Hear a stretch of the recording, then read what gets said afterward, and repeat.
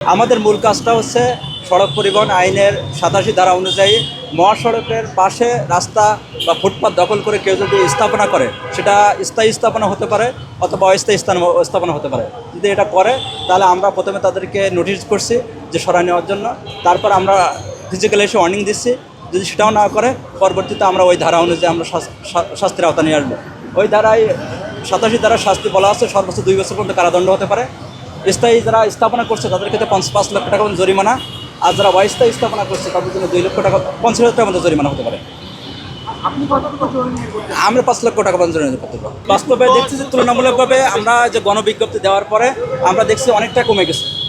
তো আমাদের এই কার্যক্রমটা তো কার্যক্রম যখন আসেন তখন তো দোকান অফ থাকে, তারপর আমাদের কার্যক্রমটা অব্যাহত থাকবে না, আপনারা যতক্ষণ থাকেন ততক্ষণ দোকান অফ থাকে, তারপরে তো আবার ফুটপাত খোলে। এই বিষয়ে না, এটা যেহেতু আমাদের কার্যক্রম শুরু হয়েছে বা এটা অব্যাহত থাকবে, আমরা আশা করি আপনাদের সহযোগিতা পেলে আমরা এই উচ্ছেদ অভিযানটা আরও সুন্দরভাবে করতে পারবো।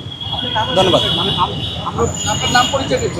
হ্যাঁ, আমি হচ্ছে Mohammad Belal Hossain, special metropolitan magistrate, Dhaka metropolitan police.